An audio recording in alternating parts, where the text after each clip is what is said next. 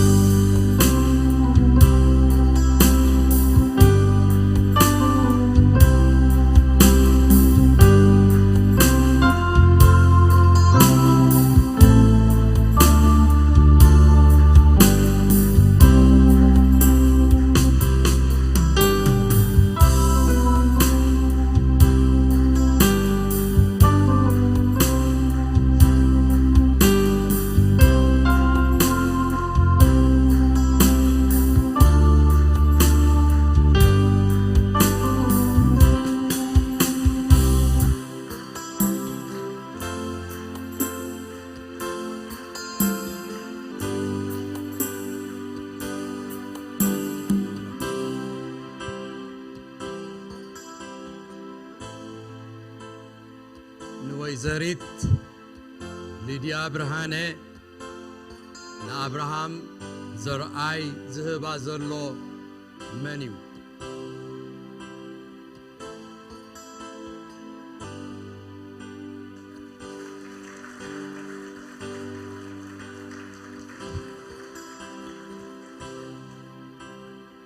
ክብርን አምላኽ ይኹን።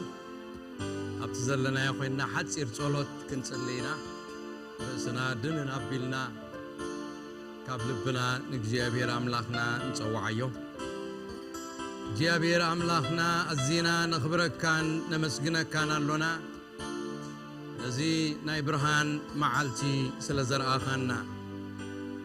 እግዚአብሔር ኣምላኽና ተኣኪብና ዘለና ነቲ ንስኻ ዝሰርዕካዮ ቅዱስ ስርዓት ክንፍጽም ኢና እሞ ወጎይታ ኣብ ማእከልና ተረኺብካ ክትመርሓና እዞም ኣሕዋትና ኣብ ቅድሜኻ ቀሪቦም ኪዳን ክኣትዉ ከለዉ ብመንፈስ ተረኺብካ ከምቲ ዝበልካዮ ሓደ ኣካል ሓደ ስጋ ክትገብሮም እግዚአብሔር ኣምላኽና ንዓኻ ነዞም ኣሕዋት ንበካ ኣሎና። እግዚአብሔር ኣምላኽና ምጅማርና ከም ዘጸበቕካዮ ወእግዚአብሔር ኣምላኽና ምጅማሮም ድማ ስለ ዘጸበቕካዮ ዝመጽእ ዘሎ ዘመን ህይወቶም ኩሉኻ ከተጸብቐሎም መወዳእቶም ከተጸብቕ ብስም ኢየሱስ ክርስቶስ ንጽልሎና። ጎይታ መንፈስ ቅዱስ ምሳና ኹን ምርሓና። እግዚአብሔር ኣምላኽና ኩሉ ክብሪ ንኣኻ ንበካ። ጸሎትና ስለ ሰማዕካ ተመስገን ብስም ኢየሱስ አሜን። ኣብ ኮፍ መበሊና ኮፍ ክንብሊና እሞ ኣብቲ ዝቕጽል ክንከይዲና መርዓውቱን ትኾፍ መበሊ ኣዳልውሎም እሞ ኮፍ ይበሉ።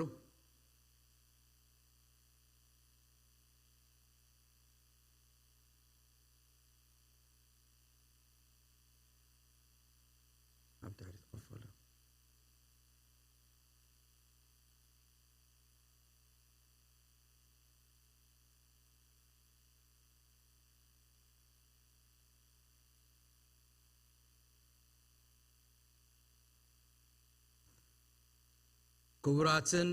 ፍቁራትን ዕዱማት እዘሎም ተኣኪብናሉ ዘሎና ኣኼባ ኣቶ አብርሃም ዘርአይ ምስ ወይዘሪት ሊድያ ብርሃነ በቲ ክቡርን ቅዱስን ቃል ኪዳን መውስቦ ሓደ ስጋ ዝኾኑሉ ስርዓት ኣምላኽ ክንፍጽም እዩ። ነዚ ቅዱስ ስርዓት እዚ እግዚአብሔር ኃጢአት ኣብ ዓለም ቅድሚ ምእታው ኣብ ኤደን ገነት ሰርዖ መድኃኒናን ጎይታናን ኢየሱስ ክርስቶስ ስጋ ለቢሱ ምስተጋህደ ኣብቲ ናይ መጀመርያ ስብከቱ ኣብ ቃና ናይ ገሊላ ኣብ መርዓ ተረኺቡ በቲ ናይ መጀመርያ ተኣምራቱ ዝጎደሎም ወይኒ መሊኡ ብምምዕራጉ ነቲ ቅዱስ ስርዓት ኪዳን መውስቦ ኣኽበሮ። ስለዚ ክቡራት ዕዱማት ኣቐዲመ ዕድመ ናይዞም ሰብ መዓልቲ ኣኽቢርኩም ናብዚ መዓልቲ ኣበብኦምን ጋሞኦምን ስለ ዝመጻእኩም ብስም መርዓውን መርዓትን ብስም ቤተሰቦምን ከመስግነኩም እፈቱ። ቀጺለ ኸዓ ነዚ ቅዱስ ስርዓት ቃል ኪዳን መውስቦ ክሳዕ ንፍጽም ትዕገሱና ኣብቲ ትድለይሉ ኩሉ ክትተሓባበሩና ንምሕፀነኩም። ቀጺሉ ዘሎ ጊዜና መጀመርያ ንኣምላኽ ከነመስግኖ ኢና ብመዝሙር ምስጋና ውዳሴ ድሕሪኡ ኸዓ ቃል እግዚአብሔር ክንሰምዕ ኢና ብድሕሪኡ ስርዓት መውስቦ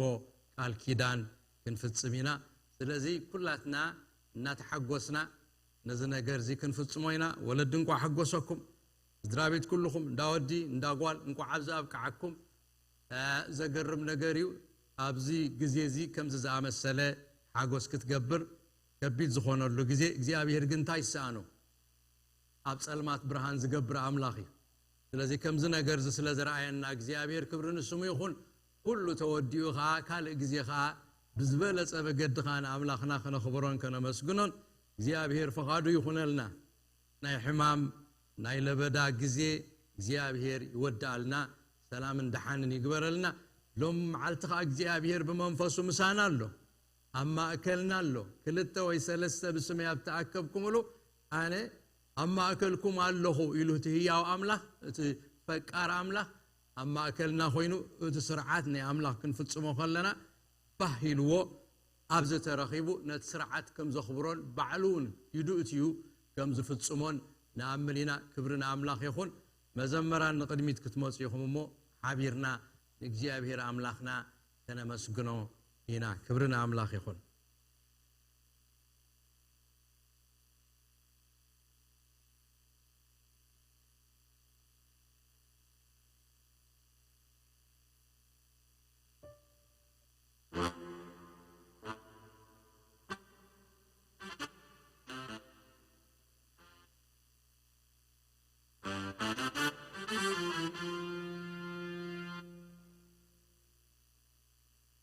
እግዚአብሔር አምላክ ተመስገነ ይሁን ሁላችሁም ቤተሰብ እንኳን ናብዚ ያብቃዓኩም እግዚአብሔር በመዝሙር ጌርና ልዕል ከነብሎይና ሁላህና ከብዘለየና የተንሲና እግዚአብሔር ይመስገን እግዚአብሔር ሰናዩ ዳበልና ሰናይና እግዚአብሔር ክንዝምረሉና እግዚአብሔር ይመስገን አሜን እግዚአብሔር ቃል ኮን ይዝብል ስርዓት እግዚአብሔር ቅኑዕ ንልብኻ ይሕጉስ ሲሉ እግዚአብሔር ይመስገን ነዚ ከምዚ ዝገበረ እግዚአብሔር ንልብና በሓጎስ ዝመደእና ይዞም ኣሕዋትና ሓደ ምዃን እግዚአብሔር ይመስገን ሃሌሉያ ስለዚህ እግዚአብሔር ክብር ክንወይና ሰናይኻ በባህሪኻ ድማ ሰናይ ትገብር ኣለኻ እንዳበልና እግዚአብሔር ዳልከና ብለና ሃሌሉያ ሃሌሉያ ስብዳዕት እግዚአብሔር ሰናይ ዝብል ሰብ ሃሌሉያ ኣነ ሰናይ ምዃኑ ጥዒመ ይበ ዝብል ሃሌሉያ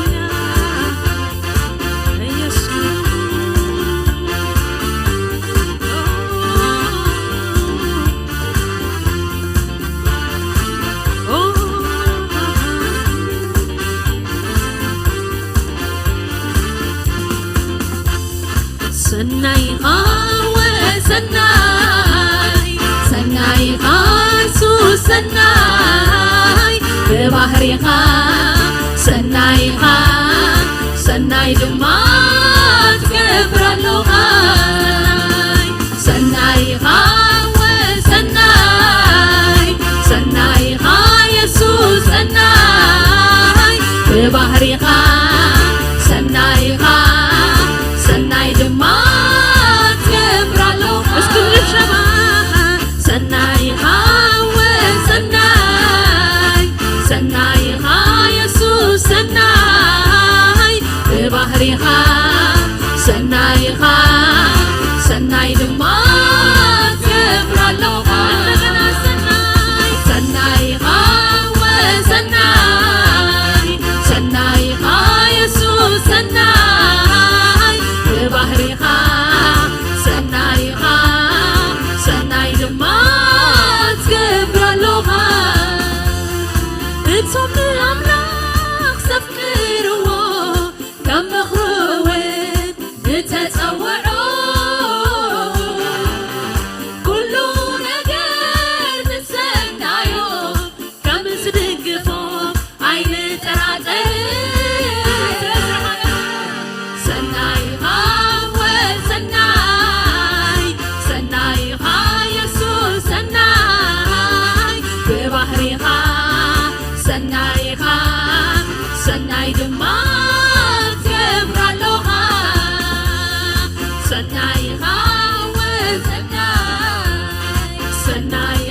ኢየሱስ ሰናይ በባህሪኻ ሰናይ ሰናይ ድማ ትገብራለኻ እዞም ንኣምላኽ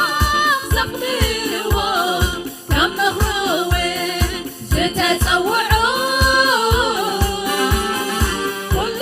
ነገር ንሰናዮ ከም ዝድግፎ ኣይንጠራጠርን ሰናይ ሰናይ ኢየሱስ ሰናይ በባህሪኻ ሰናይ ሰናይ ድማ ትገብራለኻ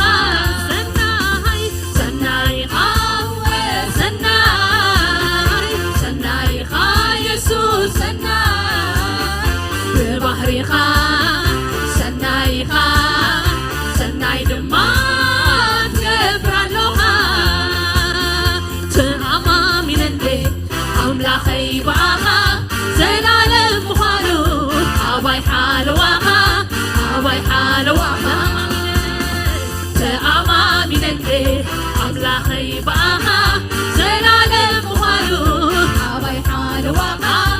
أبي حال وقع منت أما منت يسوع سيبها زلالم وارو أبي حال وقع أبي حال وقع تأما منت أملاخي بقى زلالم وارو أبي حال وقع أبي حال وقع تأما منت أملاخي بقى زلالم وارو أبي حال وقع أبي حال وقع تأما منت أملاخي بقى زلالم وارو أبي حال وقع أبي حال وقع تأما منت أملاخي بقى زلالم وارو أبي حال وقع أبي حال وقع እግዚአብሔር ብርሃነዩ ሓይሊ ህይወተይ ንሱ በይኑ ብመላእኽቱ ያሓለወኒ የዓይንቱ ድማ ዘይፍለያኒ እግዚአብሔር ጓሳየዩ ሓይሊ ህይወተይ ንሱ በይኑ ብመላእኽቱ ያሓለወኒ የዓይንቱ ድማ ዘይፍለያ እንደገና እግዚአብሔር ሃሌሉያ እግዚአብሔር ብርሃነዩ ሓይሊ ህይወተይ ንሱ በይኑ ብመላእኽቱ ያሓለወኒ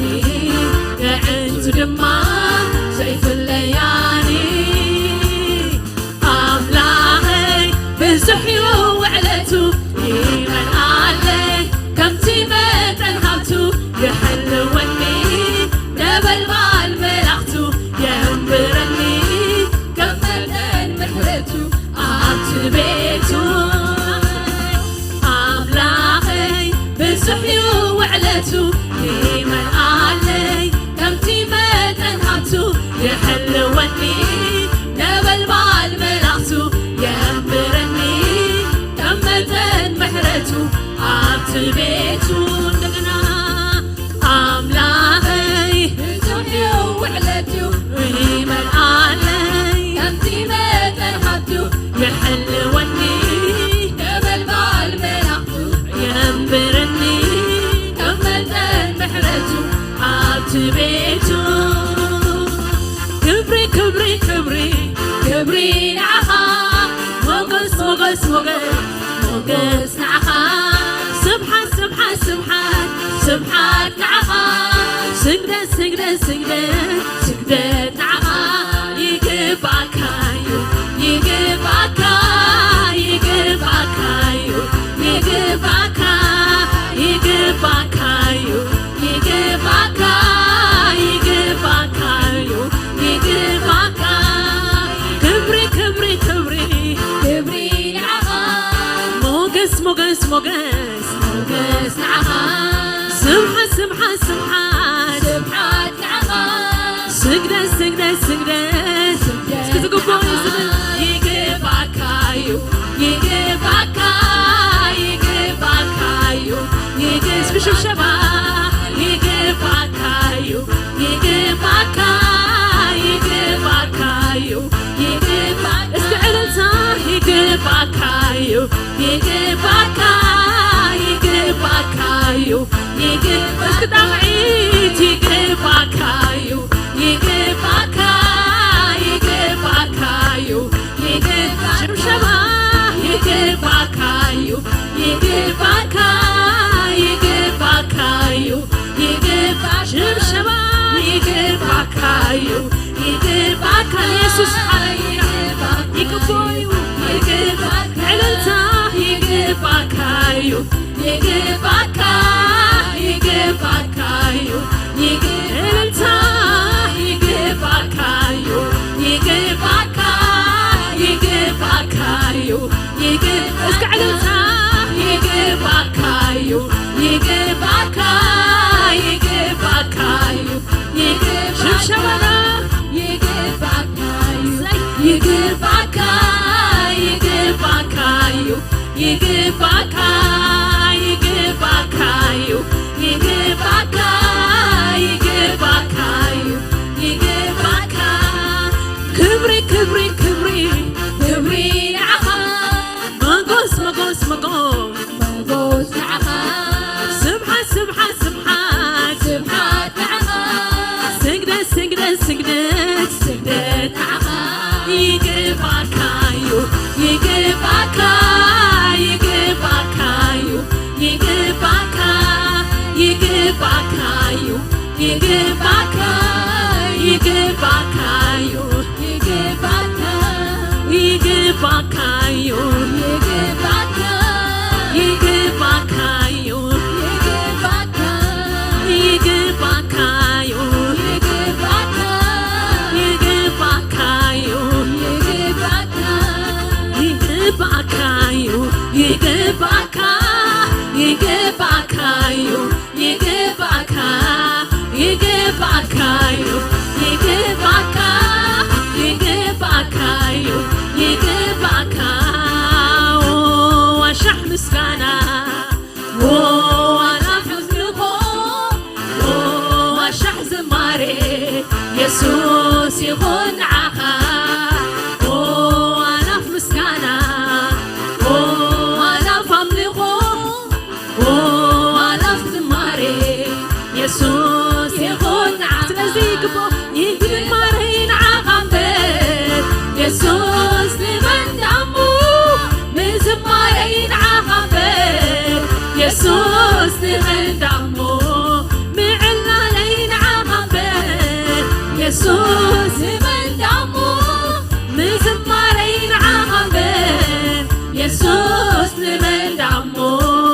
ይግባካዩ ይግባካ ይግባካዩ ይግባካ ይግባካዩ ይግባካ ይግባካዩ ይግባካ ይግባካዩ ይግባካ ይግባካዩ ይግባካ ይግባካ ይግባካ ይግባካዩ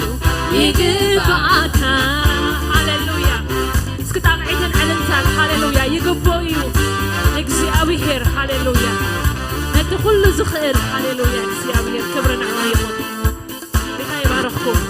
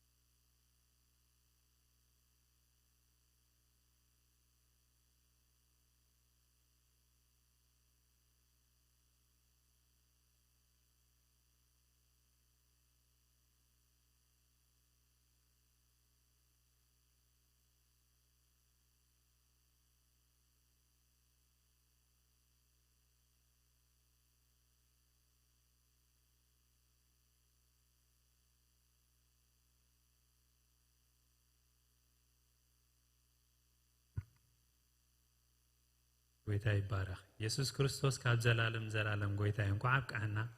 ደስ ዘብል ጊዜ በጣም ሕጉሳቲና አነብ ከምስታት ክርከብ ደስ ይዝብለን በጣም ዘሕጉስ ነገር እግዚአብሔር ይመስገን መርዓ ካብ ተሓደን እግዚአብሔር ዘሕጉሶ ኣብ ገነት ሄደን ዝመስረቶ ስለዝኾነ ንሱ ዝጀምሮ ድማ ማንም ሰብ ደው ዘብሎ የለን ጎይታ ይባረክ ምሳይ ሓቢርኩም ከተውፁ ደስ ብለኒ ንእግዚአብሔር ሲ እስኪ ሎማዓንትስ ነዞም መርዑት ንኹላትና ሰብ ሓዳር ሲ መልእኽቲ ሃበኒ ምስ ጸለኹ ሲ ዝመልእኽቲ እዚ ይብንሞ ብጣዕሚ ዘሐጉስ መልእኽቲ እግዚአብሔር ይባረኽ ምሳይ ሓቢርኩም ከተውፅኡ ምናልባት ቶም ናይ መራኸቢ መስመር ዘለው ኣርእስቲ ብጣዕሚ ስለ ዝደልዩ ዕውት ሓዳር ዝብል እዩ ዕውት ሓዳር እንታይ እንታይ የማልእ ዝብል እዩ መጽሓፍ ምሳሌ ኣብቲ ናይ ጥበብ መጽሓፍ ምሳሌ ምዕራፍ 14 ቁጥሪ 2 ምሳይ ተውፂኹም ኣብ ገጽ 674 ናብ ብሉይ ኪዳን እያ ዘላ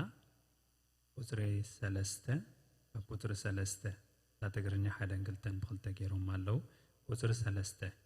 ዕውት ሓዳር እዘን 3 ነገራት ከማልእ ኣለወን ቤት እስከ ምሳይ ተትብሉ ባሃብለኒ ቤት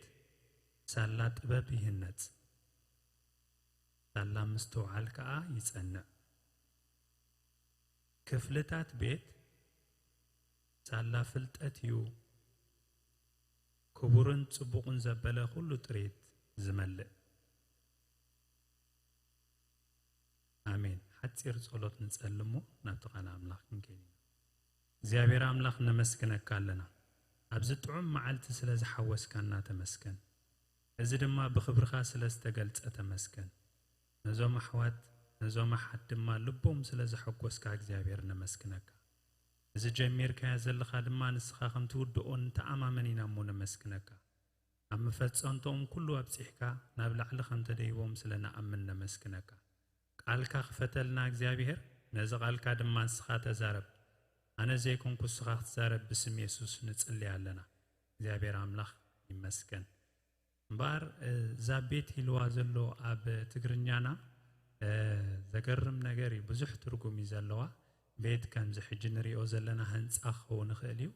እቲ ካልኣይ ድማ ቤት ዝብሎ ንስድራ እዩ ንስድራ ኣብቲ ትግርኛ ቤት ኢሉ ይድጽውዖ እንጂ ቅድምታ ኪዳን ምእታዎም ስድራ ኢልና ክንጅምሮም ኣይንኽእልን ኢና ፓስተር ኪዳን ምስኣተው ግን ኦልሬዲ ጀሚሮም እዮም እግዚአብሔር ይመስገን እጅ ስድራ ቤት እዚሲ ሙቕ ሓዳር ዝኸውን ሲ ከመይ ገይሩ እዩ ንዝብል ሓደ ብፍልጠት ዝተመልአ ዝኸውን እዩ ፍልጠት ቃል ኣምላኽን ፍልጠት እግዚአብሔርን ዘለዎ ሓዳር እንታይ ዝኸውን ማለት እዩ ኩሉ ግዜ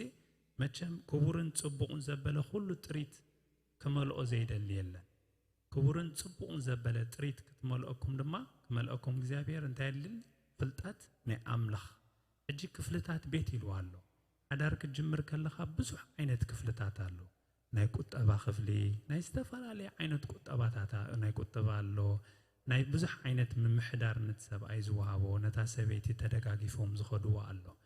ኣብዚ ኩሉ ክፍልታት እዚሲ እግዚአብሔር እንተደኣ ክትፈልጦ ጀሚርካሲ እንታይ ይህበካ ጽቡቕን ክቡርን ዘበለ ገለገለ ኣይኮነን ኩሉ ጥሪት ባዕሉ እንታይ ይገብር ቤትካ ይመልኦ እግዚአብሔር ይመስገን ኣለኹም ዶምሳይ ዘይሐጉሰኩም ነዚ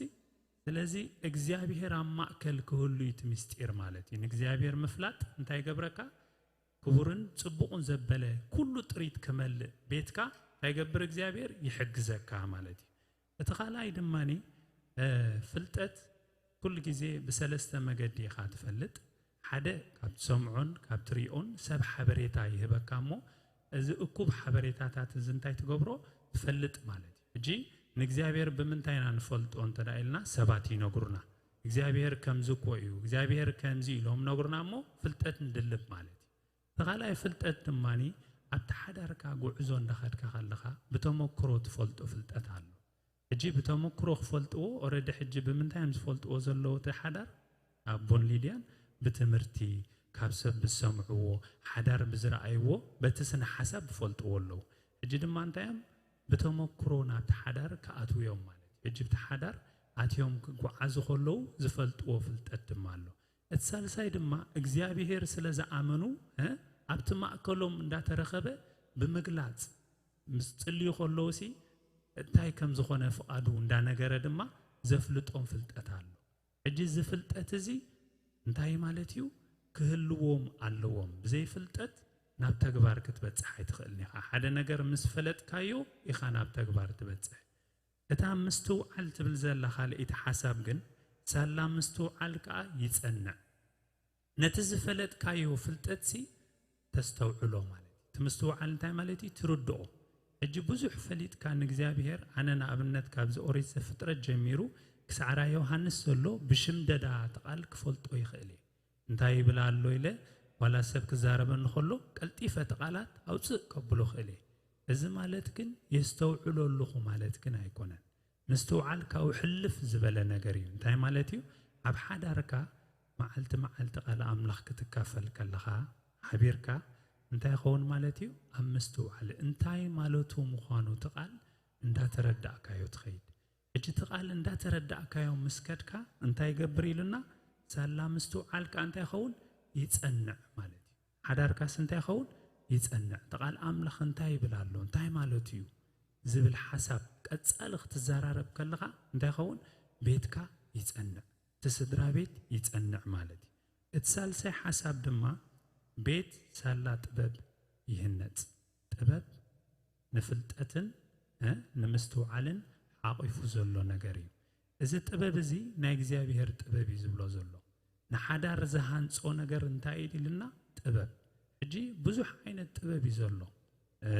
ናይ ዓለም ጥበብ ኣሎ ትምህርቲ ኸይድካ ተቐስሞ ጥበብ ኣሎ ሲኮነ እንዛረብ ዘሎ እግዚአብሔር ዝህበካ ጥበብ ኣሎ እጂ ኣብ ሓዳርኩም እምበኣር እንታይ የድሊ ማለት እዩ ጥበብ ክትጓዓዙ ከለኹም ክትረኸቡ ከለኹም ምስ ሰባት ምስ ተፈላለየ ነገር ዝገጥመካ ነገር እንታይ የድልየካ ማለት እዩ ጥበብ የድልየካ ማለት እዩ እጂ እግዚአብሔር መልእኽቲ ዝሃበኒ እዘን ሰለስተ ነገራት ኣሰኒነኹም ክኸዳ ኣብ ሙሉእ ዕድሜኹም ፍልጠት ኣምላኽ ምስትውዓል ናይ ኣምላኽ ሳልሳይ ድማ ጥበብ ኣምላኽ እታ ጥበብ ከመይ ጌራ እያ ትርከብ ኢልና መልእኽቲ ያዕቆብ ጥበብ ብምልማና ኣምላኽ ሃበኒ ኢልካ ብምልማን እያ ትርከብ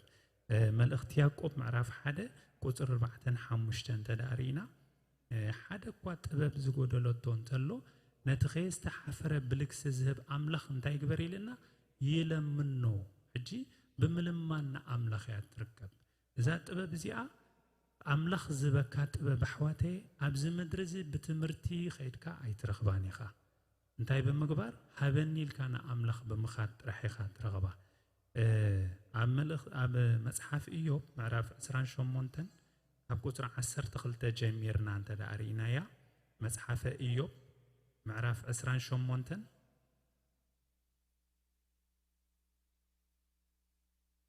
ቁፅሪ 12 ጀሚርና ጥበብ እዛ ናይ እግዚአብሔር ጥበብ ኣብ ኩሉ ቦታ ኣይትርከብን ኣብ እግዚአብሔር ጥራሕ ከም ትርከብ ዝገልጽ ኣብ ገጽ 508 ኣብ ብሉይ ኪዳን ኣላትኩም ቁፅሪ 12 ግናኸ ጥበብስ ኣበይ ትርከብ ምስትውዓል ኣበይ ቦታ ኢሉ ኢዮብ ሓቲቱ ማለት እዩ ዋጋኣ ዝፈልጥ ሰብ የልቦን እረ ኣብ ምድሪ ህያዋን እኳ ኣይትርከብን መዓሙቕ ንሳ ኣባይ የላን ይብል ተመዓሙቕ ውሽጣው ዝኾነ ነገር ውሽጣው ዘሎ ዘይፍለጥ መዓሙቕ ዝወሸጠ ቦታሲ ኣባይ የላን ይብል ማለት እዩ ተኻላይ ድማ እንታይ ኢሉ ባሕሪ እውን ምሳይ የላን ይብል ባሕርታት ከይድካታ ጥበብ ኣይትርከብን እያ ብፅሩይ ወርቂ እኳ ኣይትዕደግን ብሩር ንዋጋኣ ኣይመዝናን እዩ ብወርቂ ኦፊርን ብኽቡር ዕንቁን ሰፊሮስን ኣይትምዘንን ወርቅን መረፀንን ኣይመስልዋን ነቓሑ ወርቂ እውን ኣይትልወጥን ብዛዕባ ዑናቕ ክሪስታልን እኳ ኣይዘረብ ምጥራይ ጥበብስ ካብ ሉል ዝበልጥ እዩ ኣብዛ ዓዲ እቲ ዝዓበየ ናይ ማዕድን ነገር እንታይ ኢልና ካብቶም ዝበለፀ ዝበሃል ሉል እዩ ጥበብ ግን ካብ ዝሉል እኳሲ ይበልጥ እዩ ድሓርታ ኢሉ ናይ ኢትዮጵያ ቶፓዚያን እኳ ኣይመሳሰላን ብፅሩይ ወርቂ እውን ኣይትምዘንን እያ ኣረ ጥበብስ ካበይ ትመጽእ ምስ በለ ቦታ ምስትውዓልከ ኣበይ ዘሎ ካብ ዓይኒ ኩሎም ህያዋን ሕብእት እያ ካብ ኣዕዋፍ ሰማይ እውን ክውልት እያ መዓሙቕ ሞትን በእዛና ወሬኣ ሰሚዕና ይብሉ ንወሰናት ምድሪ ዘቋምቶ እንዳበለ ይቕጽል ድሓር ኣብ ታሕቲ እንታይ ኢሉ ኣብ ታሕቲ ናመንት ከም ትርከብ ቁፅሪ 28 ንሰብ ድማ እንሆ ፍርሃት እግዚአብሔርሲ ጥበብ እዩ ኢሉ ተዛሪቡ ማለት ሕጂ ጥበብ መጀመርታኣ ካብ ምንታይ ትጀምር ካብ ምፍራህ እግዚአብሔር ማለት እዛ ጥበብ እዚኣ ብዙሕ ነገር ጳውሎስ ዝጸልየሎም ንማሕበር ኣምላኽ ቆለሴ ብዛዕባ ጥበብ ጸልየሎም ኣሎ ኣብ ምዕራፍ 1 ቁፅሪ 9 ተኸይድኩም ጥበብ ክህልዎም ሕጂ أب هيوت زلينا أب كل جعزو أب حدارنا انتهي مالتيو أتا تببني أملاخ كله مالتي رأ أجتام سلسة نجارات كتحزو دل مالتي حانتي فلتتني أملاخ قال أيضا نتزفلت كيا فلتت بمستوعل ويكا أمردا كم زبولكم شمديد كحد النجار تفلت إخا تمرت بيت كل شمديد كا كل نجار أب حنقول كحيسكا أنت رأت فتاني زمت فتنا أنتهي بكا أي ويكا خاوز بلت نت بختم تدخل يا غاسو مالت كن تردي كالو مالت يكونن حدار دمان تايو قدم اتني حدار نجار تفلتو እግዚአብሔር እንዳፈለጥ ካምስ ከደካ እንታይ ገብር እግዚአብሔር ይግለጽሞ እንታይ ገብረካ ጽቡቁን ክቡሩን ዘበለ ኩሉ ቤትካ ይሞልኦ እዚ መንፈሳዊ ነገር አይኮነን ዘረብ ዘሎ ሕዋቴ ኣብ ምድርሲ እንታይ ገብረካ ዕውት ትኸውን ማለት መቸም ዕውት ከይከውን ዝደል ሰብ የለን እዚ በመንፈስ ነገር አይነራዮ ብዛዕማ መንፈሳዊ ዘይኮነስ ኣብ ምድራዊ ዓወት እቲ ዘሎ ከም በዓል አብርሃም ዝነበሩ ከም በዓል ንጉስ ሰሎሞን ዝነበሩ ከም በዓል ኢዮብ ዝነበሩ እንታይ ገብር ቆፉኻ እግዚአብሔር እንዳመለኦ ኸይድ ማዓስ ግን እግዚአብሔር እንዳፈለጥካዮ ምስትኸይድ ንእግዚአብሔር መፍላጥ ድማ ደው ዝብል አይኮነን ኩሉ ጊዜኻ እንዳፈለጥካ ትኸይድ መዓልቲ እሱ እንታዩ ሓድሽ ተኻላይ ድማ ነቲ ዝፈለጥካዮ እግዚአብሔር ክትርድኦ ክትፅዕር ከለኻ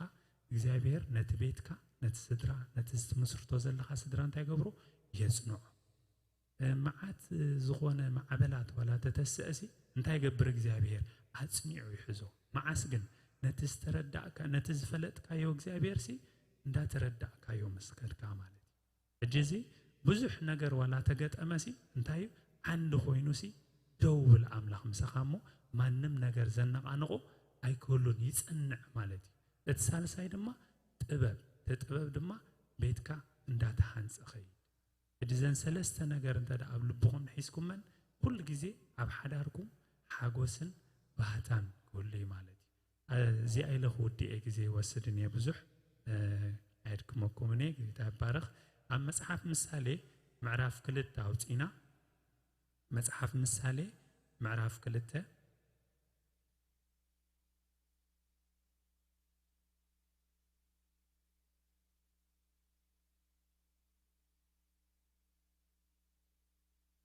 مصحف كلته مصحف مثالي معرف كلته قطر 6 نراي أبجد 658 أبولي كيدان يزلا قطر 6 انتاي بل እግዚአብሔር እንታይ ይህብብል ጥበብ ይህብ ይሞ ፍልጠትን ምስተውዓልን ካብ አፉየን ዝመጻ እስከም ሳይበሉ እግዚአብሔር ጥበብ ይህብ ይሞ ፍልጠትን ምስተውዓልን ካብ አፉየን ዝወጻ ሕጂ ቁጥር 10 ንኺድ እዛ ጥበብን እዛ ምስተውዓልን እዛ ፍልጠት አምላኽ እንትምዝህልወካ ህይወትካ እንዳለምለመ ከም ዝኸይድ ጥበብ ናብ ልብኻ ክትኣቱ ያይሉ ፍልጠት ከዓ ንነፍስኻ ባህ ከብላ ይሙ ነታ ነፍስኻ ባህ ዘብላ ነገር እንታይ ኢልዎ ፍልጠት ናይ አምላኽ እዩ ማለት እንጂ በባህታ በሐጎስ በደስታ ከነብር ዘይደልሰብ የለን ለሕጂ ጀሚሮም አለው ሽኩሪናታት ኮይኖም መጽየም አለው ጽቡቃት ኮይኖም መጽየም አለው ደስ ዘብሉ ኮይኖም መጽየም አለው ትሪዮም ከለኻስ መመልስካት ከጎስ ካብዛ ዝጀምር ስጋዕ ዝውድእሲ ክልቲኦም እንዳተዛራረው ደስ ብለካ ካብዚ ዝጀምር ማለት እግዚአብሔር ይመስገን አቡኻ በታስሐቅ ጀሚርካያ በታስሐቅ የተፈልጠካ ኩል ጊዜ በስማይል ካብዚያ ጀሚርካ በስሐቅ ዝመጸተ መጸ እግዚአብሔር አለው ምሳኻ ሊዲያ ሆሙ ኩል ጊዜ በስሐቅን በራህዋን እተሐዳርኩም ሙቅ ዝኸውን ፍልጠት ናይ አምላኽ ምስተውዓል ነትዝፈለጥኩም አምላኽ እንደገና ድማ ሳልሳይ ድማ ጥበብ ናይ አምላኽ እንዳለመንኩም ምስተኸዱ ዝገጥመኩም ኩሉ ሽግር እንታይ ገብሮ ባዕሉ መልአኹ እንዳሰደደ ተዋጋእ ኮይኑ ክወጽይሱ እግዚአብሔር ይመስገን ነዚ ጽምብል ዝሃበና እግዚአብሔር ነመስግኖ ዶ አንሳ እስከ በእልልታ ጌታ ይባረክ ኢየሱስ ክርስቶስ ጌታ እዚያ ይልኹዲ እግዚአብሔር ይባረክኩም ጌታ ኢየሱስ ክርስቶስ ይባረክኩም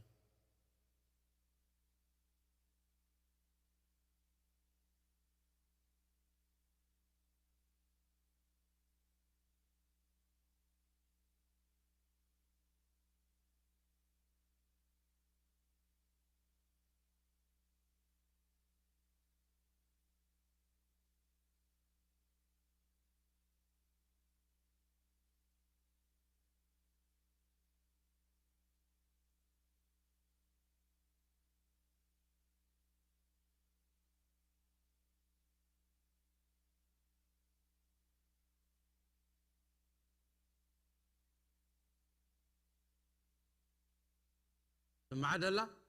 قرم بتعمل تحقويس لهم نمنتاي خا تحقويس مسلكم نبزح غزي زيرا انا يوم سبات كاخن ريون سلازخالنا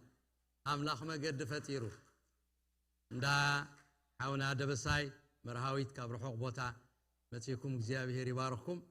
ብዙሓት زيرا انا يوم نوح غزي زغبرنا كبرنا املاخ يكون تدرس مسوعلتي بيتو كبرنا املاخ يكون نوح غزي خوينو አይራናኩም من كل خاطكم بمخنيات ذكورنا خاخلو تعاصيو تبزرا ايلو غزينا طفأ ስለዝኸደ ብዙሕ አይተራኸብና ነሞ بمخنيات زمرعازي نخنر قص نقص እግዚአብሔር ስለዝረዳና كل خاطكم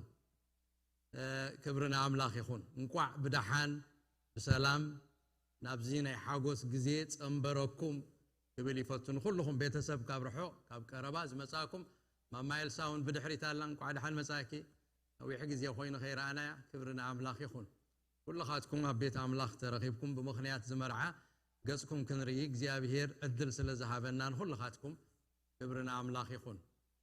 تامرات يخوين قص حو خامر اي دحر خندي غزي بزوانزي كم ميراكل يخاطريو كبرنا املاخ يكون تمسكن እንቋዕ قص حوي እንቋዕ قص حفتي راخو እንብለሉ غزي ኢና በጽሕና ዘለና كبرنا املاخ نقالو نزت تمهرنا يقال እግዚአብሔር ኣብ ልብ ነፍስ ወከፍና ይባርኽ ዘይርሳዕ ኮይኑ ኣብ ልብ ነፍስ ወከፍና يتحاتم يوقت بفلاي كا امرعوتي ዘይርሳዕ ኮይኑ ኣብ ልቦም ይቕመጥ ንኣምላኽ ምሕፀኖ እጽልና ኣብቲ ናይ ቃል ኪዳን ስርዓት ክንከይዲና ኣብ ናይ ቃል ኪዳን ስርዓት ቅድሚ ምእታውና ቅዋም መውስቦ ኪዳን እንታይ ከም ዝኾነ ቁርብ ክዛረብ ይደሊ ثلاثه ነገራት አሎ ተሓደ ቅዋም ኪዳን መውስቦ ዝጀመሮ እግዚአብሔር መጀመሪያ ክንፈልጦ ዘለና ስርዓት ኪዳን ዝጀመረ አምላኽ ከም ዝኾነ እቲ ኻልኣይ ኪዳን መውስቦ ቅዱስ እዩ ቅዱስ አምላኽ ቅዱስ ይልዎ ስለዚህ በቅድስና አኽሕሎ ከም ዘለዎ ተዛሪቡ አሎ الثالثاي قوام دما ኪዳን መውስቦ ፍትሕ አይፈቅድን ለዝነዝ ነገር ዚ ሓደ በሓደ ምሰንበብኩ ቀጽልና ኣብ ቃል ኪዳን ምእሳር እንከይዲና መውስቦ ካምሉ ፍቅርን ፍታው ፍቃድን ነቂሉ ኣመንጎ ክልተ ተጻይጾታ ዘለዎም ብጹሓት ኣብ ቅድሚ እግዚአብሔር ኣብ ቅድሚ መሰኻኽር ዝፍጸም ብነፍስን ብስጋን ብንዋትን ንሙሉእ ዕድመ ሓደ ገይሩ ዝጠምር ኪዳን ወይ ቅዱስ ውዕል እግዚአብሔር ንኣዳም ሄዋን ናብኡ ምሰምጻሉ ብዛዕባ ዝውዕል ኪዳን ዝፈጥሮ ሓድነት ክምስክር ከሎ ስለዚህ ሰብኣይ ኣቦኡን ኣዲኡን ይሓድግ ምስ ሰበይቱ ኸኣ ይጠብቕ ሓደ ስጋ ድማ ይኾኑ ዘፍጥረት ምዕራፍ 2:24 ኢሉ ትንቢታዊ መምርሒ ሂቡ ሐዋርያ ጳውሎስ ድማ ካብቲ ትንቢታዊ ቃል ጠቂሱ ስለዚህ ሰብኣይ ኣቦኡን ኣዲኡን ሓዲጉ ምስ ሰበይቱ ይለግብ ክልቲኦም ሓደ ስጋ እዮም ዝኾኑ እዚ ምስጢር እዚ ዓብይ ኣነ ግና ብናይ ክርስቶስን ማሕበሩን እብል ኣለኹ ብምባል ነቲ ምስጢር ሓደ ምዃን ኣብርሂዎ ስለዚህ ሰባት ነዚ ቅዱስ ስርዓት ኪዳን መውስቦ እዚ ክፍጽሙ ክዳለው ከለው ብታህዋኽ ኣይኹን ነቲ እግዚአብሔራዊ ተረኺቡ ንኽልቲኦም ሓደ ዝገብረሉ ምስጢር እናዘከሩ እቲ ሓድነቶም ብናይ ክርስቶስን ማሕበሩን እተመሰለ ዓብ ምስጢር ምዃኑ ፈሊጦም ብምስትውዓልን ብኣኽብሮትን ፍርሃት ኣምላኽን ኣብ ምእሳር ቃል ኪዳን መውስቦ ክመፁ ይግባእ ካልኣይ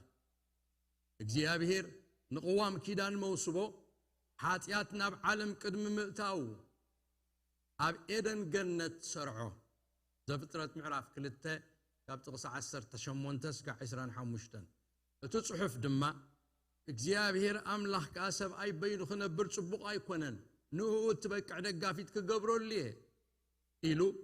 ነቲ ቅዱስ ምኽሩ ነጊሩ እግዚአብሔር ካብ መሰንገለ አዳም ሓንቲ ወሲዱ ድማ ሰበይቲ ገይሩ ሰሪሑ ናብኡ አምጽአሉ ንኺዳን መንስቦ እግዚአብሔር ስለ ዝሰርሖ ኣብ መንጎቶም ብቓል ኪዳን ዝእሰሩ ተረኺቡ ሓደ ስጋ ስለ ዝገብሮም ብዓብ ፍርሃት ብዓብ ኣኽብሮት ክፍጸም ይግባእ እቲ ቅዱስ ጽሑፍ ነመንዝራታትን ዘመውትን ኣምላኽ ክፈርዶም እሞ መውስቦ ኣብ ኩሉ ኽቡር እቲ መደቀሰ ኣሚን ከኣ ዘይረኸሰ ይኹን ዕብራውያን ምዕራፍ 13:4 ደጊሙውን ብቓድ ኣምላኽ እዚዩ ቅድስናኹም ካብ ምንዝርና ክትርሕቁ እሞ ከምቶም ንኣምላኽ ዘይፈልጡ ኣሕዛብ ዘይኮነስ ነፍሲ ወከፍኩም ንሰበይቲ ኺዳኑ ብቅድስናን ክብርን ምሕላይ ክፈልጥ እዚ ፍቓድ ኣምላኽ እዩ ይብል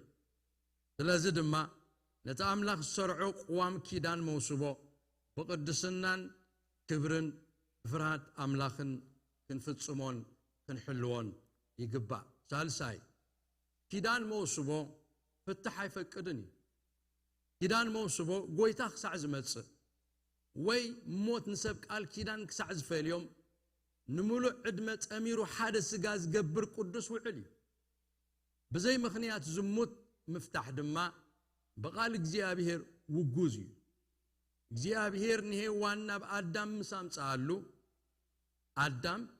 እዚኣ ዓጽሚ ካብ ዕጽምተይ ስጋ ኸኣ ካብ ስጋያ በለ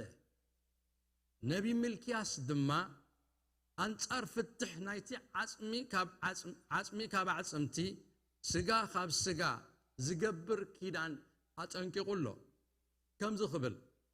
እግዚአብሔር ኣብ መንጎኻን ኣብ መንጎታ ብፀይትኻን በዓልቲ ቃል ኪዳንካን ክንሳ ዝጠለምካያ ሰበይቲ ንእስነትካ ምስክር ስለ ዝኾነኝ ሓደ ዶ ኣይኮነን ነዚ ዝገበረ ንሱ እውን ዕዙዝ መንፈስ ነበሮ እቲ ሓደ ስለምንታይ እዩ ነዚ ዝገበሮ ዘረ ኣምላኽ ስለ ዝደለየ እዩ እምበኣርሲ መንፈስኩም ሓሉ ነታ ሰበይቲ ንእስነቱ ኸ ሓደ እኮ ኣይጥለም ምፍታሕን ንኽዳኑ ብዓመፅ ዝኸድኖን እጸልእ ኣለኹ ይብል እግዚአብሔር ኣምላኽ ኢየሱስ ክርስቶስ እውን ባዕሉ ደጊም ሓደ ዮም እምበር ክልተ ኣይኮኑን ነቲ ኣምላኽ ዘጋጠሞ ሰብ ኣይፍለዮ ማቴዎስ ምዕራፍ 19:6 ኣስዒቡ ድማ እቲ ንሰበይቱ ብዘይ ምኽንያት ዝሙት ዝፈትሓ ካልእ እውን ዘእቱ ይዝሙ እቲ ፍትሕቲ ዘእቱ እውን ይዝሙ ብለኩም ኣለኹ ኢሉ አንጻር ፍትሕ ኣጠንቂቁሎ ሐዋርያ ጳውሎስ ድማ ቅድም ሰበይቲ ሰብኣያ ብህይወት ክሳዕ ዘሎ ብሕጊ ኣብኡ እስርት እያ ሰብኣያ እንተሞተ ግና ካብቲ ሕጊ ሰብኣያ ፍትሕት እያ እምበኣርሲ ሰብኣያ ብህይወቱ ክህሎስ ንኻልእ ሰብኣይ እንተኾነት ዘማዊት እያ ትበሃል ሰብኣያ እንተሞተ ግና ካብቲ ሕጊ ሓራ ወፂያ እሞ ንኻልእ ሰብኣይ እንተኾነት ኣይ ዘማዊትን እያ ሮሜ ምዕራፍ 7:4 ከምዚ ኢሉ አንጻር ፍትሕ ኣጠንቂቁ ደጊሙ ድማ ሰበይቲ እቲ ሰብኣያ ብህይወት ክሳዕ ዘሎ ዘመን እስርት እያ ሰብኣያ እንተሞተ ግና በእግዚአብሔር ጥራይ ደኣ ይኹን እምበር ኣብ ዝደለየቶ ክትምርዖ ሓራያ ኢሉ ፍትሕ ኣብ ቅድሚ ኣምላኽ ፍንፉን ከም ዝኾነ ይእምተልና ስለዚ ብመሰረት ትምህርቲ ቃል እግዚአብሔር ብዘይ ምኽንያት ዝሙትን ሞትን ካብ ማሰርቲ ቃል ኪዳን መውስቦ ዝፈትሕ የልቦን ዋላ እኳ ብሕጊ መንግስትን ተተፈትሑ ብሕጊ ኪዳን እግዚአብሔር ገና ሰብ ቃል ኪዳን እዮም እንተ ተፈቲሖም ክምርዓው ከም ዘይፈቀደሎም ድማ እቲ ቅዱስ ጽሑፍ እንተ ተፈትሐት ከኣበኪት እምበር ወይስ ምስ ሰብኣያ ትተዓረቕ ሰብኣይ እውን ሰበይቱ ኣይፍታሕ ኢለ እእዝዝ ኣለኹ ኢሉ ብግሉጽ ኣዚዙ ኣሎ ክብርና ኣምላኽ ይኹን ስለዚ ነዚ ብምርዳእ ኢና ናብ ቃል ኪዳን ንመጽእ ስርዓት ቃል ኪዳን ክቡራት عون مرعاتن قال كيدان موسبو قدسن كبرني ويتا مصيخ سعز وسدكم ويد كا موت كسعز فليكم دما تأميرو حادث قبر قدس وعلي كم بقال كيدان متمار زقلل يلن بانصارو دما نتتمر كالو قال كيدان كم محلاو زخبد يلبون لذي بزت تأسروا تقربكم زلهم قال كيدان تتأميركم من تقيدكم من كتنبرو دلوات انت زيكونكم حجي قدم بقال كيدان مأساركم تزاربوا انت زي كوينو قنا ويتا متيو خسعز وسدوكم وي موت كسعز فليكم بخيدانكم تانيعكم نبرو قال كيدان أبقد مجزيابيرن أبقد مخلهم آمنت كريستنان كبرن قدسني نزا استوعيلكم بقال كيدان كتأسروا في التافقاتكم تخوين دما حجين قدمي تمسيكم نتزحتكم ببترا كتملسوا يخم جابير يمسجن مرعاوتي نقدميت كتمسيكم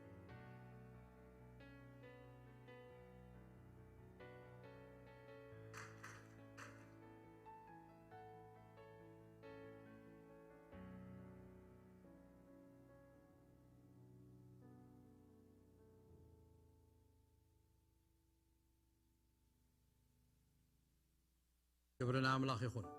نابزوخ تمسيكم مو خلتيكم فتنة ترى أخم تسايب لخمن علل توحيد علل زبر يلندي لمس لا لا لا لا لا لا لا لا لا لا ترعاتك زيابير بتعمل تصبغي نلبس بكعة يحقوا سوي كبرنا أملاخ يخون سرعاتك زيابير إنا نفتسم زلنا لازم ميكروفون تتمصلهم مسكر كنكون كنسمعوا من تايكم زبلو ميكروفون حيزو حادثب انت تقرب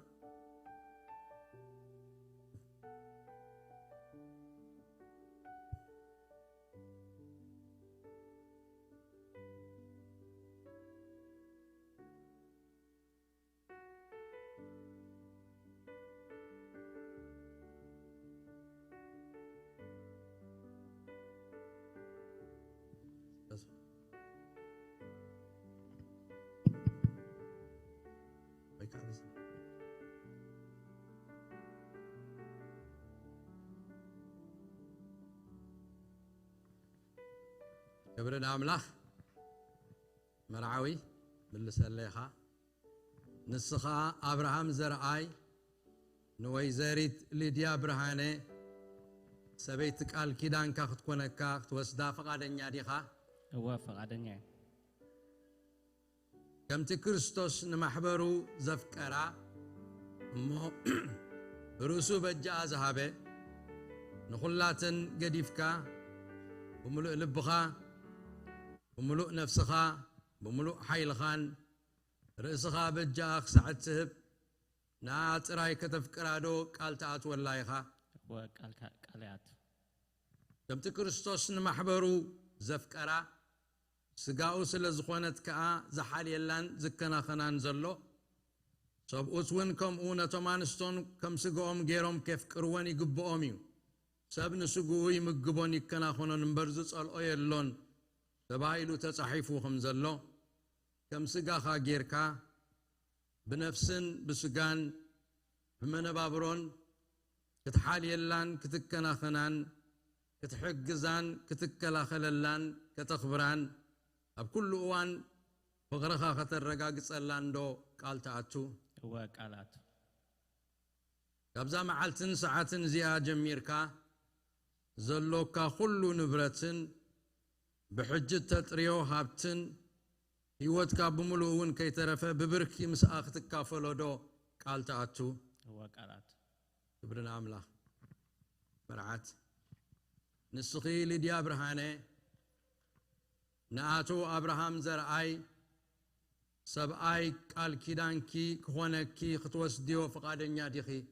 هو فقادني هاي سمعنا هو فقادني هو كمتي محبرو نكريستوس اتفرهون اتأززون زلا نخلهم قديفكي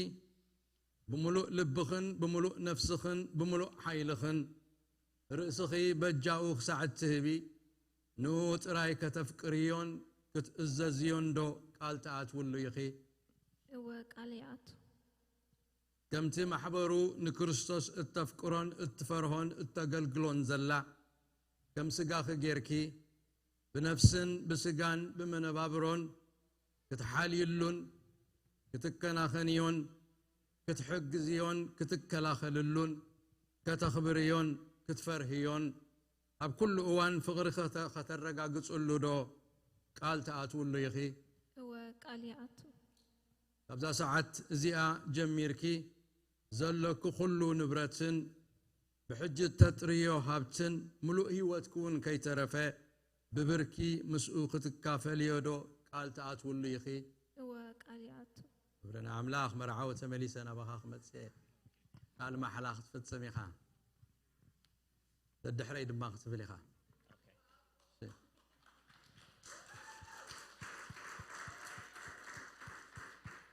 أنا أبراهام زرعي أنا أبراهام زرعي بيدا حزة أوكي عينا خاري أنا نعيت راين أراي ماشي بدالي خالد تدالي ماشي أنا أبراهام زرعي أنا أبراهام زرعي نأخي ليديا برهانة نعاخي ليديا برهانة بحاجوس كونه بحزن بحاجوس كونه بحزن برهوا كونه بشجر براوا كونه بشجر بهابت كونه بدخنت بهابت كونه بدخنت بتعنا كونه بحمام بتعنا كونه بحمام موت كسعز فلينا موت كساز فلينا وي قويتا متيو كسعز وسدنا وي قويتا متيو كساز وسدنا عاخت راي كفكر عاخت راي كفكر مساخت راي كنبر مساخت راي كنبر أبقد مجزيابيهرن أبقد مجزيابيهرن أبقد مزقوباء مسخاخر الزن أبقد مزقوباء مسخاخر الزن قال أتولكي الله قال أتولك الله آمين بزيز أتولك زل خيول ده بزيز أتولك زل خو قال كيدان مسرت بزيز أتولك الله قال كيدان مسرت فقرين كيدانين كم زي لوتن فقرين كيدانين كم زي لوت أنا ناتك خمز خونكون أنا ناتك خمز خونكون زت رخو كله هابتي زت رخو كله هابتي مساخي ببركي كم زكافلون مساخي ببركي خمز كافلون ناي كيداني ملكت كتكون الندما ناي كيداني ملكت كتكون الندما نزاق لبيت زيا هبك اللخو زياق لبيت زيا هبك اللخو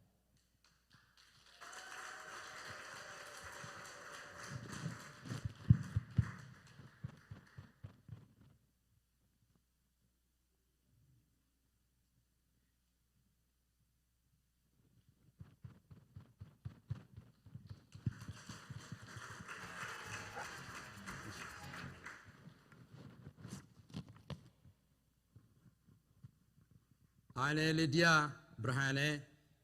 أنا ليديا برهانة ناخا أبراهام زرعي نعاخا أبراهام زرعي بحاجوس كونه بحزن بحاجوس كونه بحزن برهوا كونه بشجر براوا كونه بشجر بهابت كونه بدخنت بهابت كونه بدخنت بتعنا كونه بحمام بتعنا كونه بحمام موت كسعز فلينا موت كسعز فلينا وي قويتا متيو كسعز وسدنا وي قويتا متيو كسعز وسدنا نعاخات راي كفكر نعاخات راح كفكر مساخات راي كنبر مساخات راح كنبر أبقد مجزيابيهرن أبقد مجزيابيهرن أبقد مزقوبا إذن أبقد مزقوبا إذن قال أتولك اللخو قال يأتولك اللخو بزز أتولك اللخو قال كيدان مسرت بزز أتولك اللخو قال كيدان مسرت فقرين كيدانين كم زي لوتن فقرين كيدانين كم زي لوت أنا ناتكا خمز خونكون أنا ناتكا خمز خونكون زت رخوة كله هابتي زت رخوة كله هابتي مزاخا ببرك خمز كافلون مساخا ببرك خمز كافلون ناي كيداني ملكت كتكون دما ناي كيداني ملكت كتكون دما نزا قلبيت هبكا اللخو زا قلبيت هبكا اللخو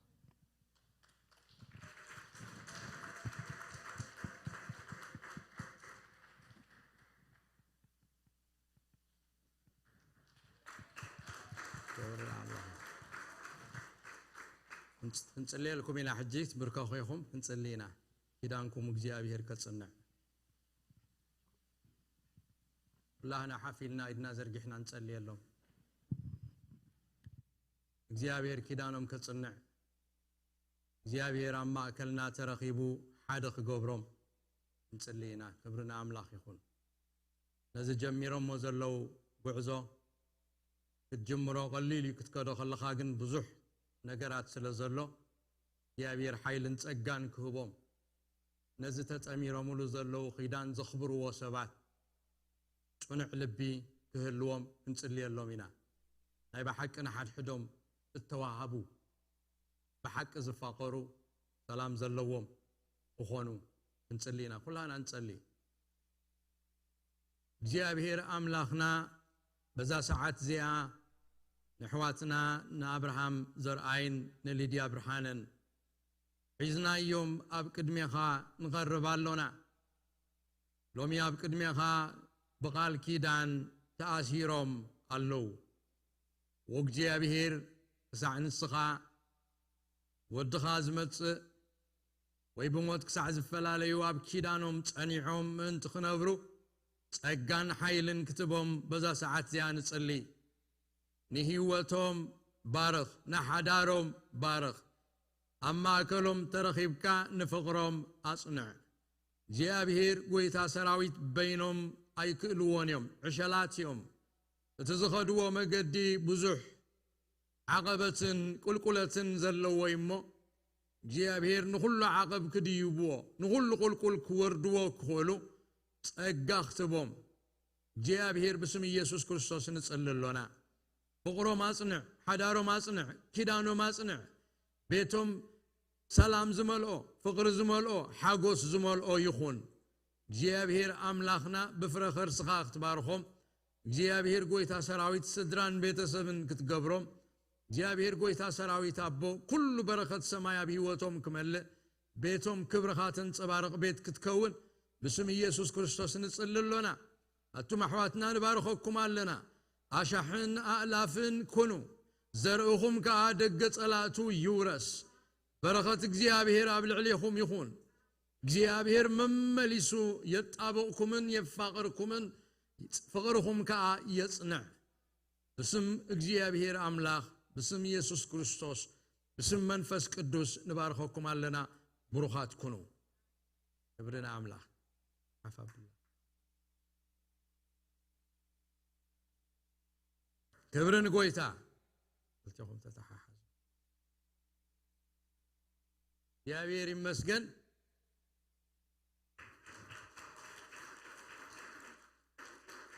كمتي دقيم حاديو منبر كلتا يكونون نتعامل زقات ومص سبايف ليو تبايلو كم زلو بتقاب እግዚአብሔር تقبلكو حدرا قلقلوت وانجيلن بتقاب ستيت اوف مينيسوتا تقبلكو فقاد قلقلوت وانجيلن مسرت كابزا معلتن ساعتن زيا جميروم ليديا برهانن ابراهام زرعين سبعين سبيتن سبقال كيدان مخانم بوقعي يفلت اللخو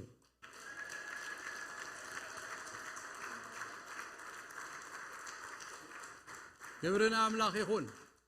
كسا حجي حونا أبراهام تعجسو صانيحو قالو حجي قنا مرعوي تفقيد الكالو مرعات كاخد سعم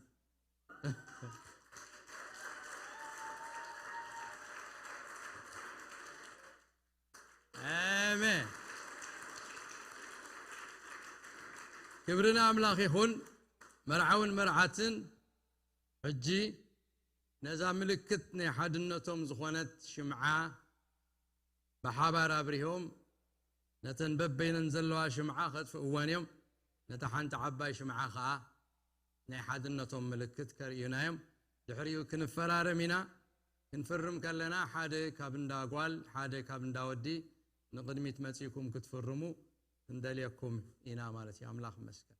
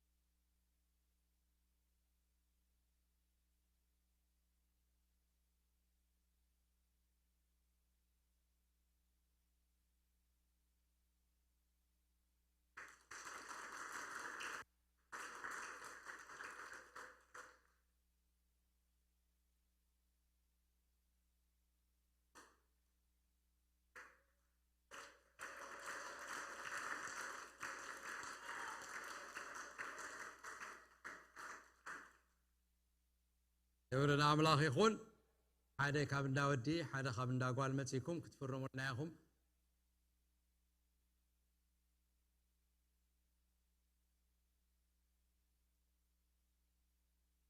مرحبا المرعات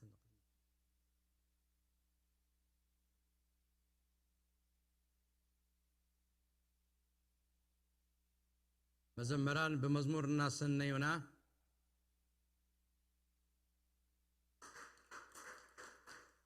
يورنا عمله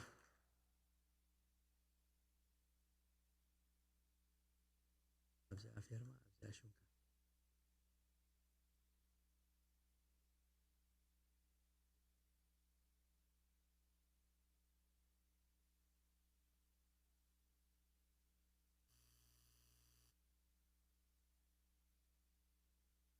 مزمران نغري متمسيو منا مسجنو هو مسجنا خنو دينا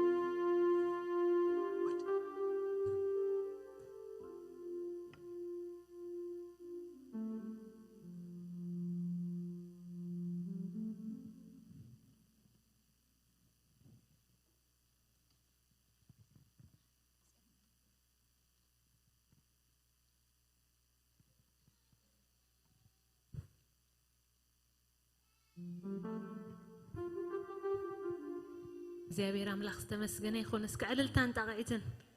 ጎይታ ዝተሐጎሰ ሰብ እግዚአብሔር ይመስገን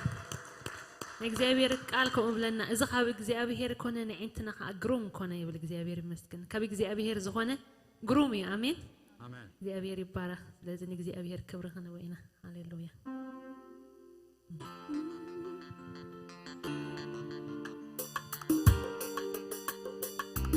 እስኩ ጣቃይት ምስ ሙዚቃ Hallelujah.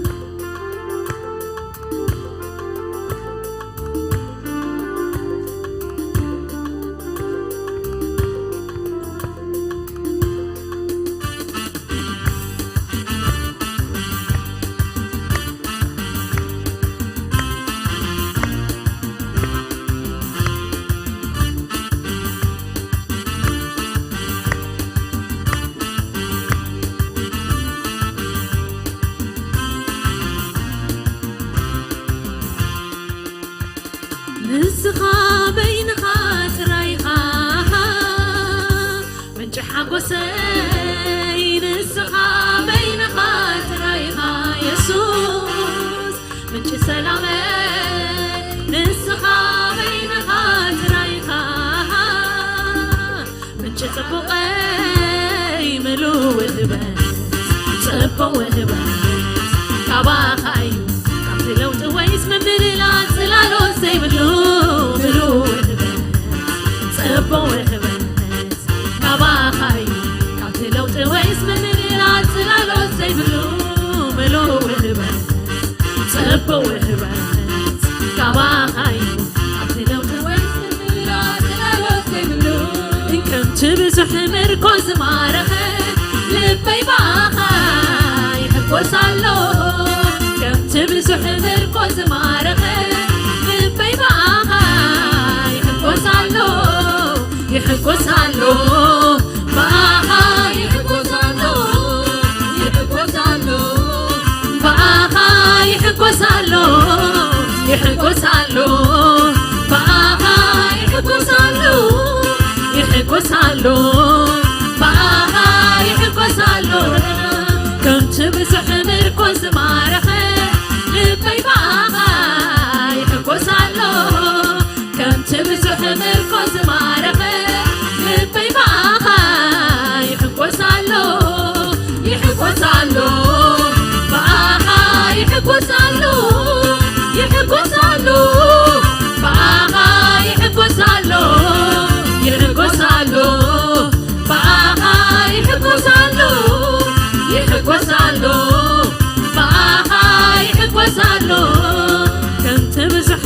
مركز معرخة لبي باقاي حكوس علو كم تبزح مركز معرخة لبي باقاي حكوس علو يحكوس علو باقاي يحكوس علو يحكوس علو باقاي يحكوس علو يحكوس علو باقاي يحكوس علو يحكوس علو باقاي يحكوس علو يحكوس علو باقاي يحكوس علو يحكوس علو باقاي يحكوس علو كم تبزح مركز معرخة لبي باقاي يحكوس علو كم تبزح مركز معرخة لبي باقاي يحكوس علو يحكوس علو باقاي يحكوس علو يحكوس علو باقاي يحكوس علو يحكوس علو باقاي يحكوس علو يحكوس علو باقاي يحكوس علو لبي حقوس مليو لبي حقوس مليو لبي بس يسوس سي لبي حقوس مليو عسي لبي حقوس مليو لبي حقوس مليو لبي بس يسوس سي لبي حقوس مليو عسي لبي حقوس مليو لبي حقوس مليو لبي بس يسوس سي لبي حقوس مليو عسي زمنات نقزي زي لوتكا هياويخا هياويخا هياويخا يسوس هياويخا هياويخا هياويخا يسوس زمنات نقزي زي لوتكا هياويخا هياويخا هياويخا يسوس هياويخا هياويخا هياويخا يسوس لبي حقوس مليو لبي حقوس مليو لبي بس يسوس زي لبي حقوس مليو عسي لبي حقوس مليو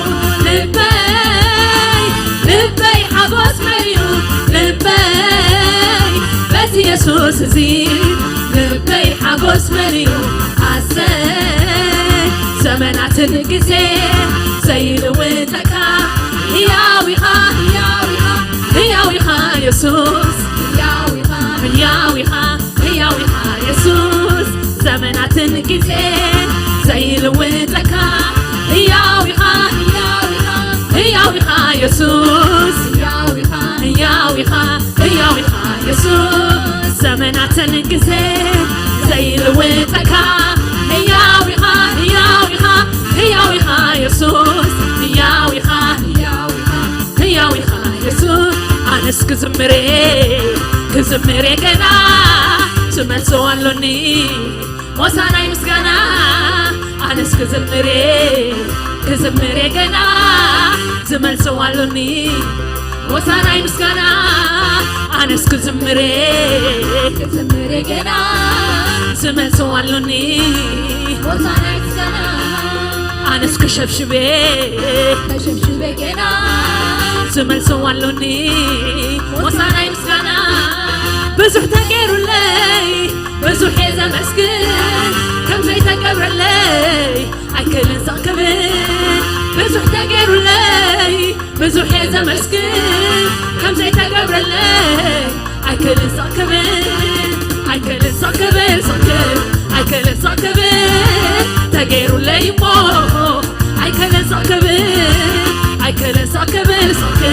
أكل نساكبن تقيرو لي مو أكل نساكبن أكل نساكبن أكل نساكبن تقيرو لي مو أكل نساكبن زمن تعلو تعلو مسكبو تتقنصله بأملاخ تذكر يسمى وساي حبيرو يسمى وساي حبيرو يسمى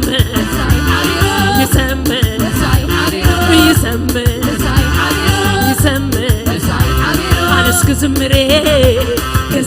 جنا سملتو علوني مساناي مسكنا أنا كشبشبي جنا سملتو علوني مساناي مسكنا أنا كعللي جنا سملتو علوني مساناي مسكنا أنا كشبشبي جنا سملتو علوني مساناي مسكنا نعهاي زمل جمار امنتي دمدامي زخونكا كريستوس سمكا يبارك نعهاي زمل جمار امنتي دمدامي زخونكا كريستوس سمكا يبارك نعهاي زمل جمار امنتي دمدامي زخونكا كريستوس سمكا يبارك نعهاي زمل جمار امنتي دمدامي زخونكا كريستوس سمكا يبارك نعهاي زمل جمار امنتي دمدامي زخونكا كريستوس سمكا يبارك أوتي كان خاب كندي أوتي كان خاب كندي It's gonna be day أوتي كان خاب كندي أوتي كان خاب كندي It's gonna be day It's gonna be day It's gonna be day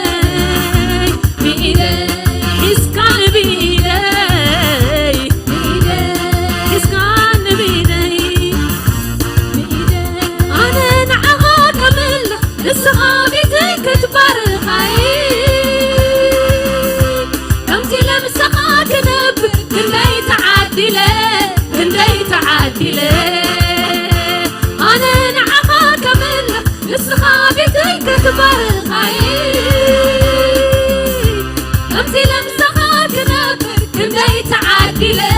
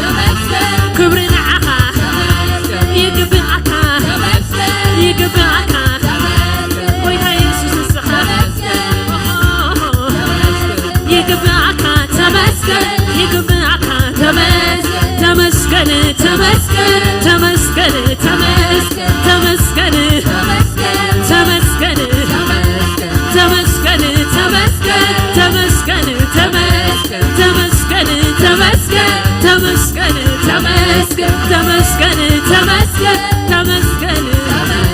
هاليلويا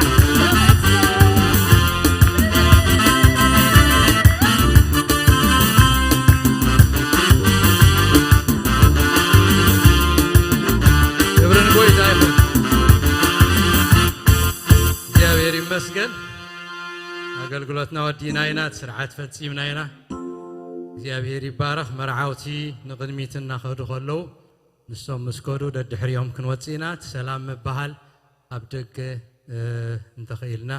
ንግበሮ እንተዘይኮነ ብማዕዶ ተገበርናዮን እኾልዩ በዚ ዘሎ ኩነታት እግዚአብሔር ይባርክኩም ሓፂር ጸሎት ንኣምላኽ ከነመስግነና ብኡ ክንወዲና ኣብዘ ዘለናዮ እግዚአብሔር አምላኽና አዚና ነኽብረካ ነመስግነካ ጀሚርና ሳዕን ውድ ምሳና ስለጽናዕካ ተመስገን جنما እግዚአብሔር ለኩሉ ዘማዕረካዮን አማከልና ተረኺብካ ስለዘጸበቕካዮ እግዚአብሔር አምላኽ በህላውነት ካዝቦታ ስለዝመላእካዮ ናይ ኪዳን አምላኽ ስለዝኾንካ ኩሉ ኽብሪ ንኣኻ ንበካለና ነዞም ኣሕዋትና ንኣብርሃምን ንልድያን ከዓ ጊምና ንኣኻ ነማዕቁበካ ኩሉ ኽብሪ ንስምካ ስለሰማዕካና ተመስገን ብስም ኢየሱስ እግዚአብሔር ይባርኽኩም ጸጉ ይብዛሓልኩም አገልግሎትና ወዲናይና ሰላም ኪዱ ተባረኹ